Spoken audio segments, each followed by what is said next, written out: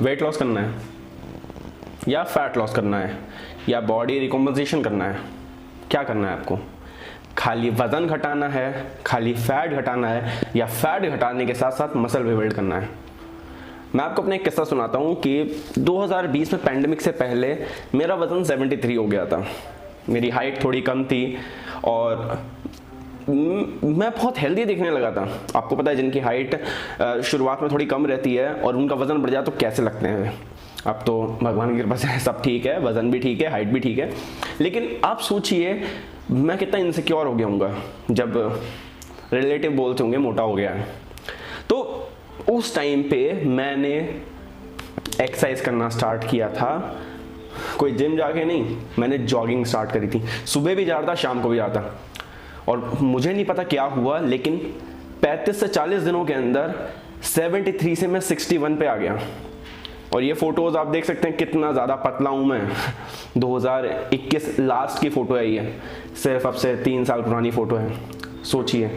और अब decent muscle है, डिसेंट बॉडी है, डिसेंट हाइट है, सब ठीक है।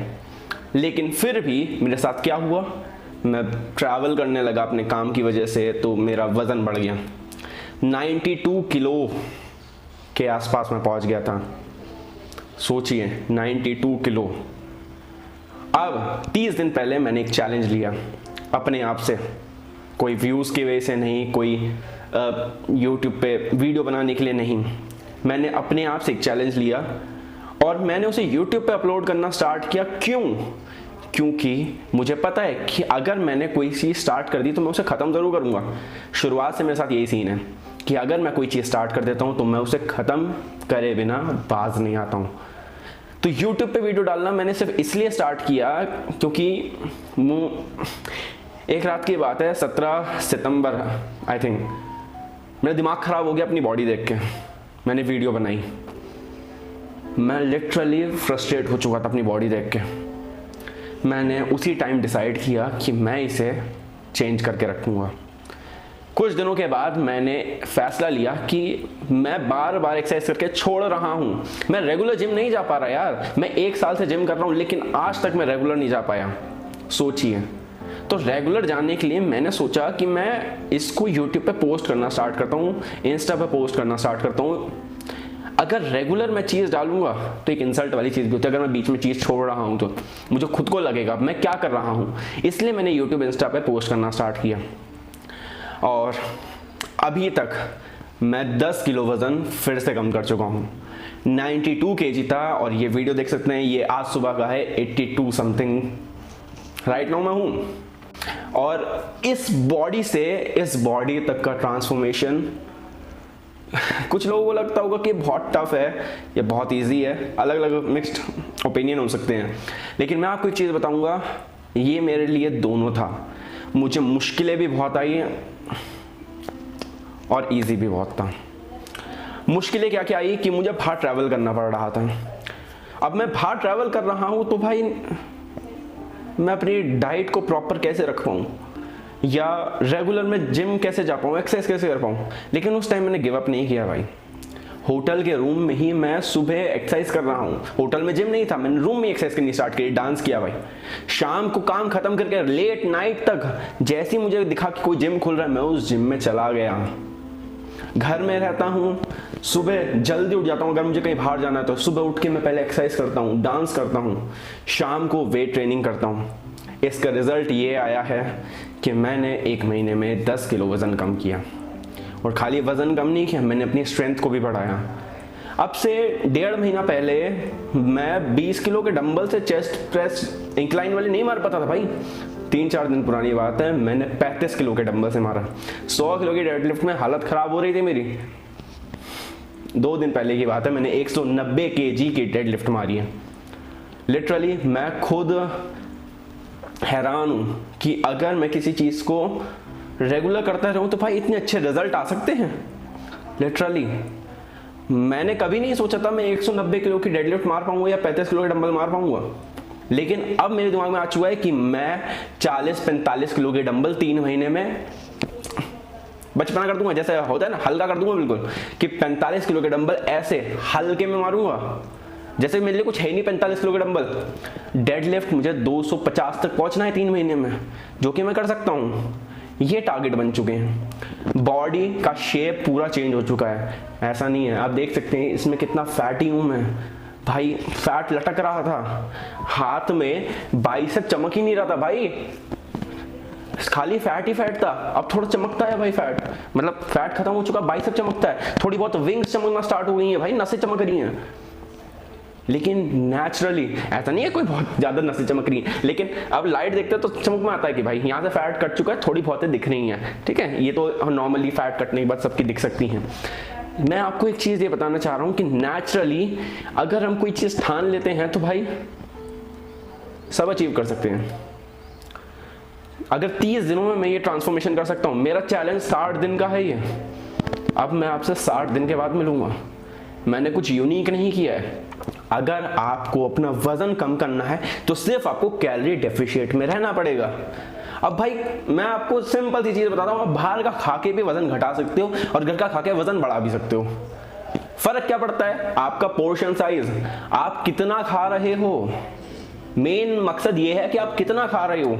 आपका बीएमआर निकल के आ रहा है, जो आपकी मेंटेनेंस कैलोरी निकल के आ रही है वो 1800 आ रही है, आप घर का ही खाना 2500 से खा रहे हो, तो वजन बढ़ेगा नहीं बढ़ेगा? सोचिए इस चीज के बारे में। लेकिन आपको पता है कि बाहर का खाना खराब है, ठीक है, लेकिन बाहर में आप कोई ऐसी चीजें खा रहे हो जिसमें कैलोरीज कम होती हैं, तो उससे आपका वजन घट भी सकता है। आपको सिर्फ कैलोरी डेफिशिएट में रहना पड़ेगा और इसके लिए जरूरी नहीं है कि आपको अपनी सारी क्रेविंग्स को मानना पड़े। एक एवरेज मैं बात करूं, मीडियम साइज पिज्जा में 2000 कैलोरीज होती हैं। क्या आपको पूरा पिज्जा खाने की जरूरत है? अगर क्रेविंग कर रही तो इतना सा पीस खा लो यार, कितनी कैलोरी होंगी? 50-100 कैलोरीज होंगी उसमें। अभी भी आपके अगर 1800 बीएम आ रहा है तो आपकी 1750 कैलोरीज बच रही हैं। घर का खाना खाओ, कुछ ऐसा खाओ जिसमें कैलोरीज कम हो, पानी पियो, आप अपने मुंह को बिजी रखो। कैसे? च्युइंगम खा सकते हो, पानी पी सकते हो। अगर आप अपनी प्रोटीन रिक्वायरमेंट को पूरा नहीं कर पा रहे, जैसे कि मैं बात करूं, जब मैं ट्रैवलिंग करता हूं तो मैं अपनी प्रोटीन रिक्वायरमेंट पूरी नहीं कर पाता, बाहर का खाना हेल्दी नहीं होता, मैं बाहर का ज्यादा खाता नहीं हूं, तो मैं कभी कभी वे प्रोटीन का एक स्कूप भी ले लेता हूं। इसमें कोई शर्म की बात नहीं है भाई, सप्लीमेंट है, नेचुरल सप्लीमेंट है। वे क्या होता है? दूध होता है भाई। दूध से बनने वाली चीज खराब कैसे हो सकती है? और अगर प्रोटीन लेने तो प्लांट प्रोटीन भी होता है। सोचिए इस चीज के बारे में कि नेचुरली आप ट्रांसफॉर्म कर सकते हैं बॉडी को, बस आपको रेगुलर रहना पड़ेगा।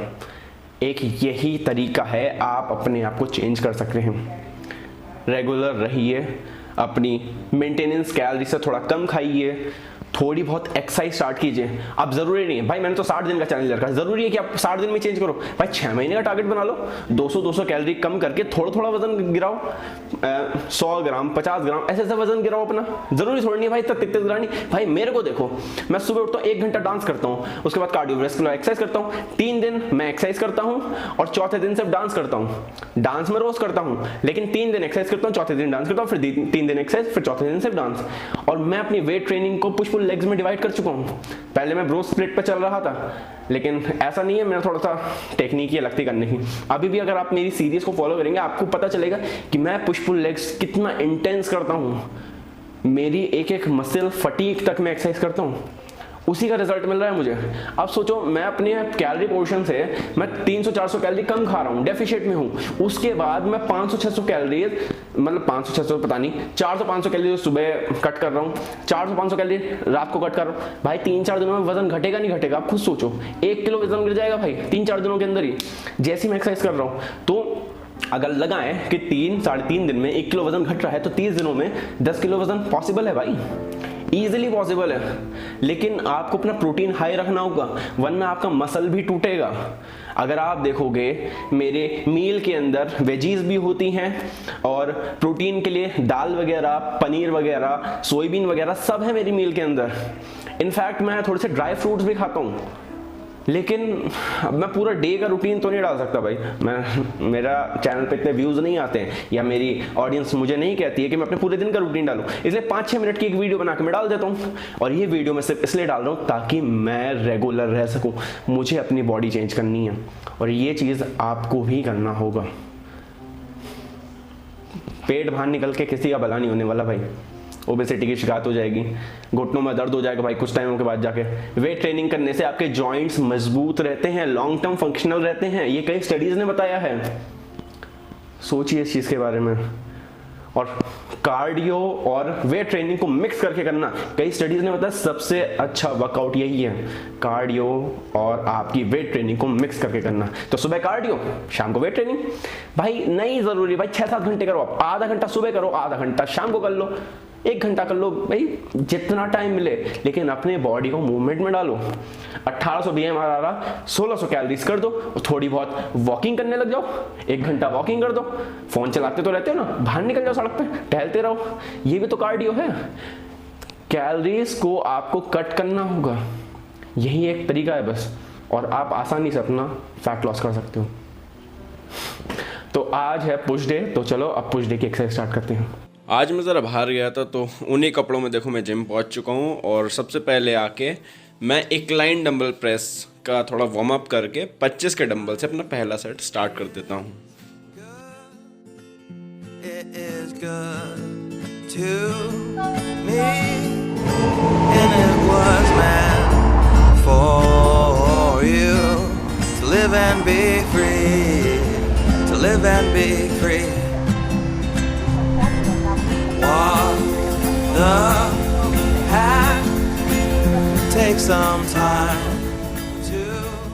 आपको पता है मैं जब इंक्लाइन मारता हूँ तो मैं किस तरह से मारता हूँ। 3 सेट लगते हैं हैवी वेट से, फिर एक ड्रॉप सेट लगता है हल्के वेट से, उसके बाद जाता हूँ मैं एक होल्ड वाले सेट पे, नीचे आके 5 सेकंड के लिए होल्ड करना होता है।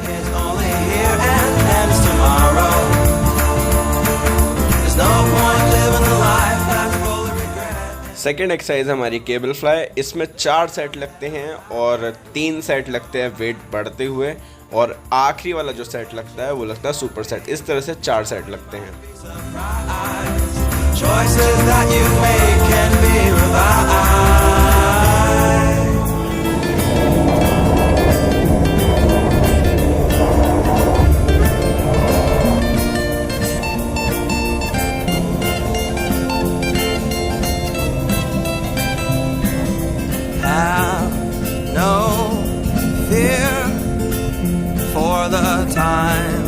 You're here, and if you don't know where to start, then follow your heart, and run fast, learn from things that have passed, and know that push में हमारी अगली एक्सरसाइज होने वाली है साइड डेल्ट के लिए। इसमें 4 सेट लगेंगे और चारों सेट अलग अलग एक्सरसाइज लगेंगी, सेम मसल को टारगेट करेंगी चारों सेट। पहला सेट लगेगा सिंगल हैंड डंबल से साइड रेसेस। जो इस एक्सरसाइज का दूसरा सेट है वो है साइड डेल्ट के लिए केबल पैर के नीचे से निकाल के इस तरह से परफॉर्म करना है कुछ।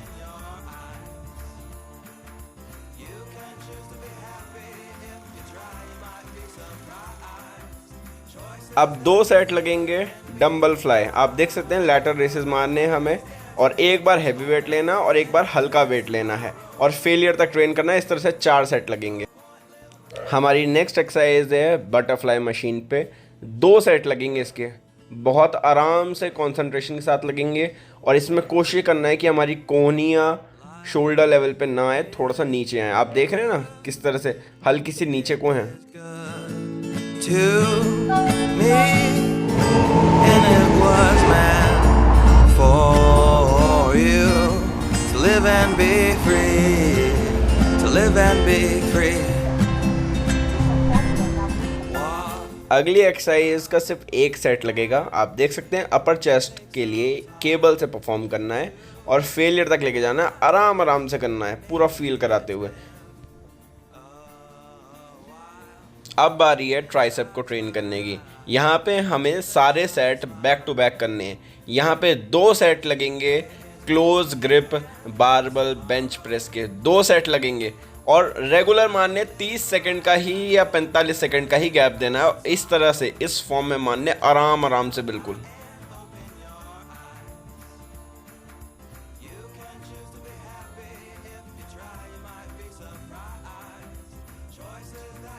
बेंच प्रेस के 2 सेट मारने के बाद आपको जल्दी से आना है, ज़्यादा रेस्ट नहीं देना, और रोप पुश डाउन का 1 सेट मारना है फेलियर तक।